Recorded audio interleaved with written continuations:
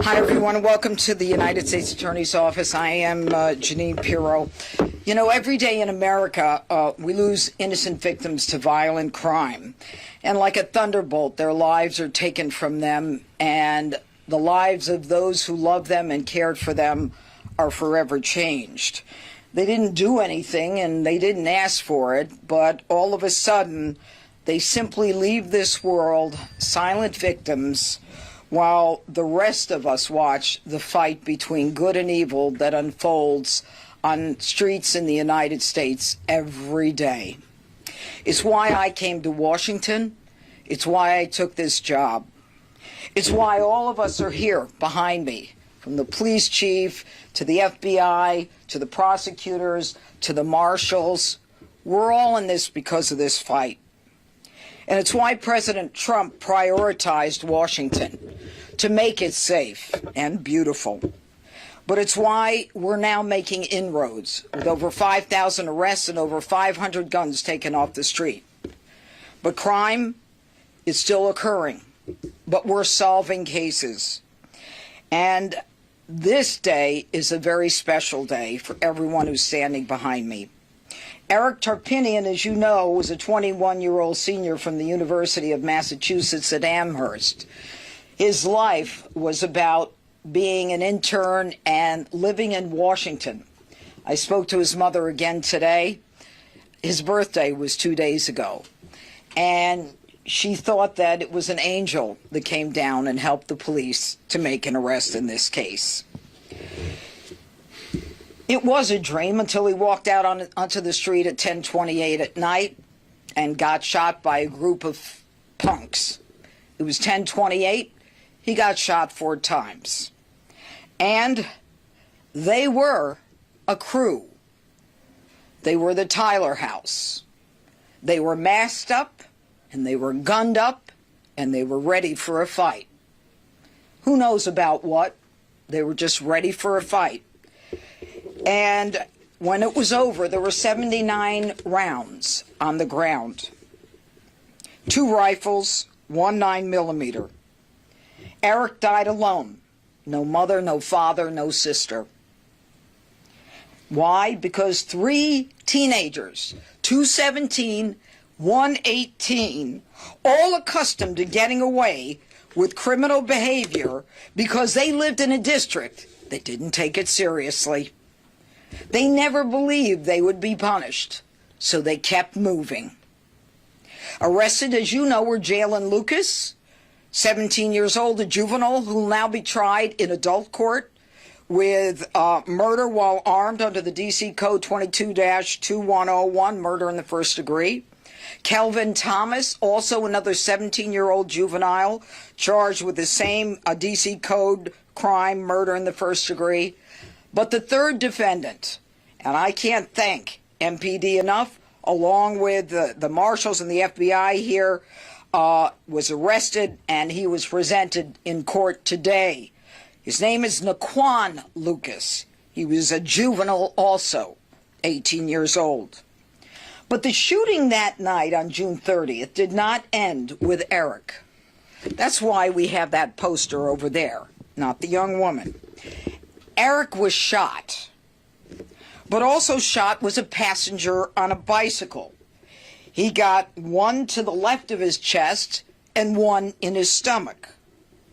Also shot was a 42-year-old woman who was 5 blocks away walking into a bar. She gets shot in the back of her thigh. Also, a man at a bus stop.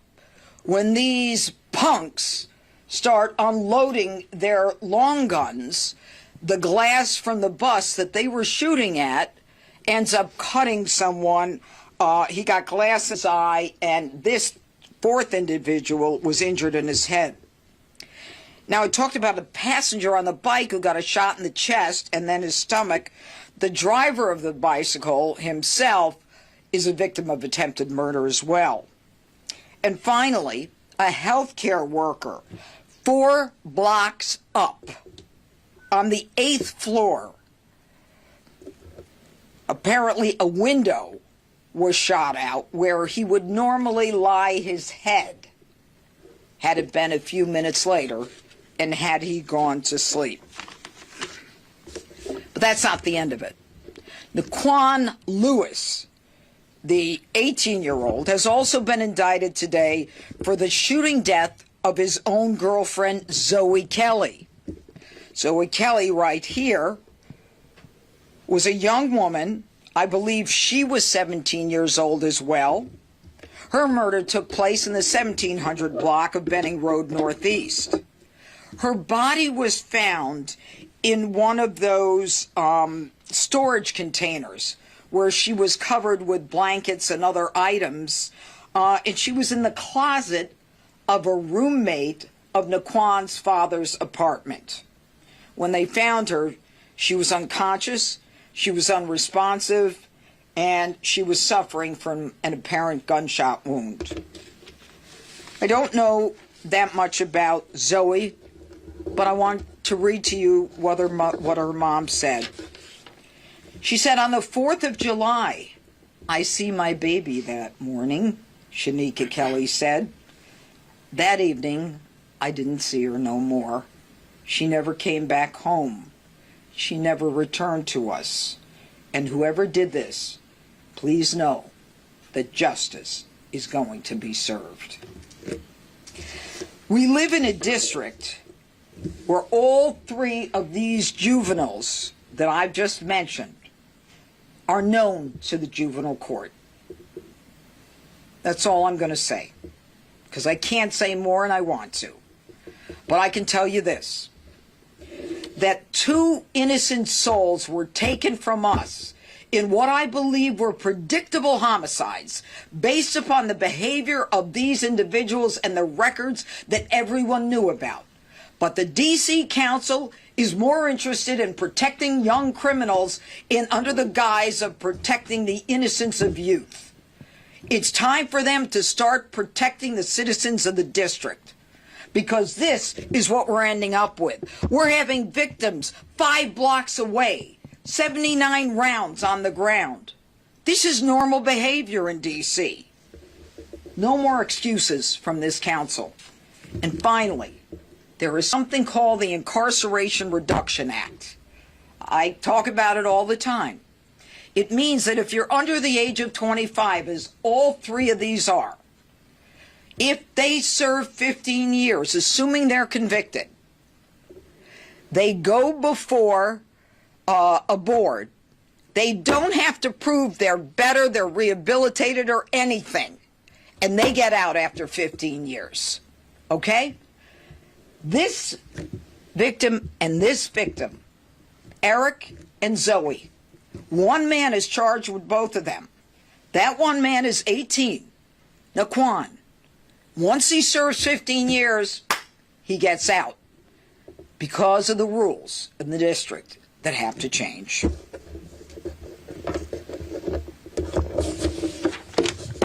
Chief Smith. Thank you, Judge Pirro. Good afternoon. I'm Chief Pamela Smith, Chief of Police of the Metropolitan Police Department. I am pleased to join Judge Pirro in announcing the third and final arrest in the homicide of 21-year-old Eric and the closure of the homicide of 17-year-old Zoe Kelly. Know that our thoughts and our prayers are certainly with all of their families on today. The loss of Zoe and Eric continues to weigh heavily on our hearts. They were young people full of promise, just beginning to shape their futures with their entire lives ahead of them. We hope that today's development will bring a measure of peace to their loved ones. We know it won't bring them back, and we know that nothing can take away the pain or the loss that they felt, but it is my prayer and it is our collective prayer that this moment offers some sort of comfort as they continue to grieve and heal. From the night of June 30th, our detectives have worked countless hours gathering evidence that ultimately identified the 3 suspects responsible for the shooting that claimed Eric's life and injured the 2 additional victims. Later that same week, on Friday, July 4th, 5th District officers responded to an apartment in the 1700 block of Benning Road Northeast. Officers located 17-year-old Zoe Kelly, deceased inside of that apartment, suffering from an apparent gunshot wound. Detectives from our homicide branch worked this case, and the office of our chief medical examiner ultimately ruled Zoe Kelly's death a homicide. Our detectives soon determined that 18-year-old Naquan Lucas, who had already been identified as a suspect in the June 30th case, was also connected to Zoe Kelly's homicide. The facts and evidence of the case were presented to a grand jury, which returned an indictment, including a charge for first-degree murder. Over the last month, the Metropolitan Police Department publicized images of Lucas to the community through media. In partnership with our Washington field office, FBI field office, and the United States Marshal Service, we offered a $75,000 reward for his apprehension. Those efforts culminated into last night's arrest in Germantown, Maryland, where members of our Capital Area Regional Task Force, which is known as Cardiff, located Naquan and took him into custody without incident. He was transported to MPD's homicide branch and charged with first-degree murder while armed, premeditated for both the murder of 21-year-old Eric and 17-year-old Zoe. I want to thank our homicide detective, Gabriel Truby, and Detective Herman Kelly and their colleagues at the Metropolitan Police Department Homicide Branch for their outstanding work on both investigations. These were very complex cases. Identifying Lucas as a suspect in both offenses required high-level detective work, and that is exactly what our team delivered. This is just one example of the effort being poured into each homicide case. As I speak to you right now, our detectives are hard at work identifying additional violent offenders in other cases. But I hope this news sends a message to individuals who choose to commit violence in our city. We do not rest, and we will not rest until every single suspect in offenses like these are held accountable. And I want to thank you, Judge Pirro, and your team at the United States Attorney's Office for your partnership throughout this investigation. I also want to thank our partners at the FBI Washington Field Office for their assistance, and the U.S. Marshal Service and the Capital Area Regional Task Force for their efforts locating and apprehending Naquan on last night. I also want to thank my mayor, Mayor Muriel Bowser, who has certainly been supportive of the Metropolitan Police Department and keeps public safety at the forefront of her mind. And I will now turn it back over to Judge Pirro. United States Marshal Gatti Serraltes. I don't have much to add to this. I can tell you I'm the director of the United States Marshal Service. My name is Gatti Serraltes. I have the distinct honor to lead the United States Marshal Service and also to be the chairman of the D.C. Safe and Beautiful, the task force that was put together by the President of the United States, Donald Trump. This task force is a task force of 23 different agencies working together towards a common goal. The Cardiff, which is a task force run by the United States Marshal Service on a regular day, is heavily involved in the D.C. Safe and Beautiful Task Force. When we bring these cases to fruition, after all the hard work that the detectives do and the long hours that the police department puts in order to make these cases, it is quite an honor to be part of the team that takes the individuals down and brings them to justice. So for that, I thank you all. Thank you. Reed? Yep, there you go. Thank you, Judge. My name is Reed Davis. I'm the FBI Special Agent in charge of the Washington Field Office's Criminal Division. So I want to thank you, first, Judge and Chief and Director, for allowing us to be here with you today to share in this partnership. And first, I want to just offer our deepest and sincerest condolences to the families of young Erica and Zoe for this tragic event. However, this arrest highlights the great partnership between the FBI, MPD, U.S. Marshal Service, and all of our law enforcement partners in our joint and collective efforts to reduce and eliminate homicides in the District of Columbia. And we will continue to contribute every financial, personnel, and technical resource at the FBI's disposal until we eliminate all violent crime in the district. So we also asked, all of our community members that if you witness a violent crime in the district, to please reach out and report it to the FBI or MPD so that we can take immediate action. And while today's arrests don't bring back Eric or Zoe, hopefully it does give an assurance to the community that your law enforcement partners, both federal and district and local, state, every municipalities are working together to eliminate violent crime and crush violent crime in this country. And this case in particular should stand as a testament to FBI Director Patel's commitment to crush violent crime. So thank you. Okay, good.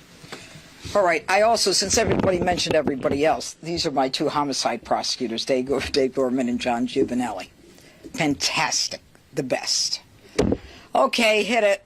Ms. Pirro, the indictment suggests, not suggests, I should say, the indictment says that Mr. Lopez has been charged with first-degree premeditated murder for Zoe Kelly.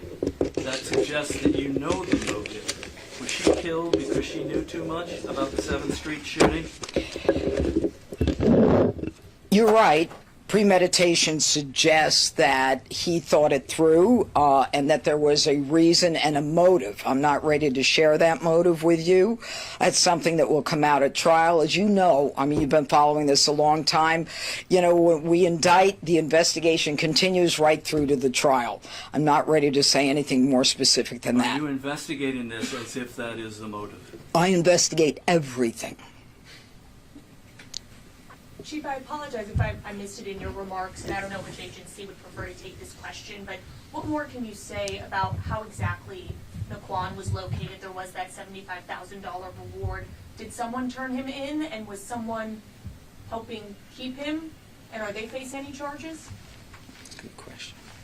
Yeah, it is a good question, and at this point, you know how it is when there's a reward, an award or a reward, especially with a significant amount of $75,000. I am not at this point where I will speak about that at all. But what I will say is that our Cardiff members, whenever there's a case that is provided to them with respect to looking for an individual who has committed a criminal crime, they will work until they find that individual. And at this point, I won't go into how they located him. I think we'll hold that for the trial of the investigation. Judge, where are the guns? I have two questions. Where are the guns coming from in these cases that you're seeing? And are you making an effort to go after those? That are tracking guns into the city. Yeah. No, we do long-term sting operations. Look, everybody knows that, there is a connection between the guns in the district, Maryland, Virginia, Prince George's County. We are now involved in long-term investigations, but we are going to be moving to continue to do what the president has been doing, which is taking individual guns off the street as well. I don't know if you want to add anything to that. Anybody? Yeah. And then an off-topic question. In the case Off-topic, no. Taylor Tarantino, prosecutors filed the sentencing memo including information about the mob that attacked the Capitol on January 6th. Mm-hmm. That President Trump posted the address of President Obama, where Tarantino was later apprehended. Mm-hmm. The filing was taken down, and the new sentencing memo was filed with those details. Did you order that memo taken down? I think the papers speak for themselves, and what goes on in this office is not something that I'm going to comment on to the press. Thank you. Mr. You've had issues with the laws in D.C. for quite a while now. You're with the what in D.C.? The juvenile laws in D.C.? Yes. Now my question is, beyond this, are you speaking with council members about what you would like to see done? Are you doing any sort of, I'd say, lobbying on that part? Well, right now what we've got is the mayor who's doing that lobbying. I've met with some of the council members. Look, the council has to understand that the way they have written the laws, they are complicit with the crime that's occurring in this jurisdiction. All right? And I can't say it any tougher than that. They make it too easy. And this idea that we have to coddle these young criminals, that their prefrontal lobes are not developed sufficiently, when you can look at records that literally predict that as soon as they cross that so-called threshold from juvenile to adulthood, they're going to commit a murder in a minute and a half, then you know you've got a problem. There is a problem in this district. In 2024, we had the 4th highest homicide level in the country.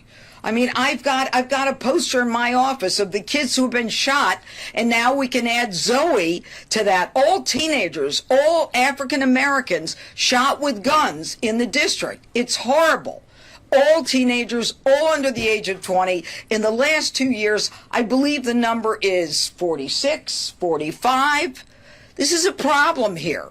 And if they're not admitting it, then they're complicit. And the concept that this one guy, if he is convicted, can get out in 15 years, then that's a problem.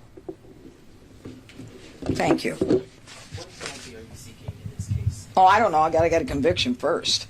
Thank you, though. Just to clarify, was he arrested yesterday? Yeah, when was he arrested? Last night. Last night. You said in Germantown? That is correct, And Marilyn. are they brothers? Yeah. Yes. Yeah, they're brothers. Yep. Thank you. Yeah. Ms. Pirro, can you ask her one other question? No. Do you have any comment on What? this controversy over this officer from MPD who took the stand and said that he was told not to report a shooting that took place out on the street? I think you're familiar with the case. Do you have any comment on it? No, I don't have a comment on it, but I am certainly familiar. I'm not going to discuss that with you.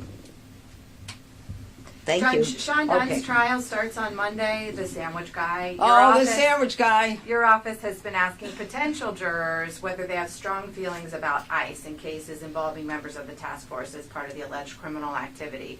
You've been doing this for a long time. You know that the right to an impartial jury belongs to the defendant. Yeah. Asking And the people. We have the right to an impartial jury, too. Well, but constitutionally it belongs to the defendant. Yeah, well, I was a asking- judge. It belongs to everybody in the courtroom. Asking potential jurors if they have strong feelings about ICE, doesn't that nullify the idea of an impartial juror? No, not at all. How not?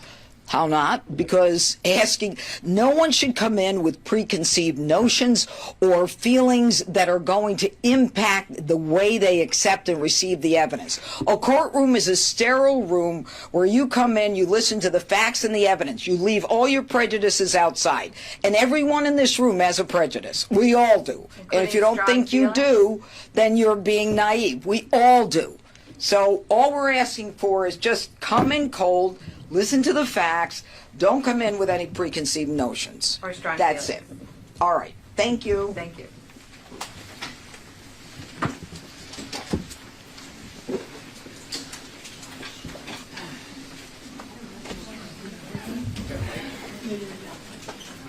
You work for office, right? Yeah.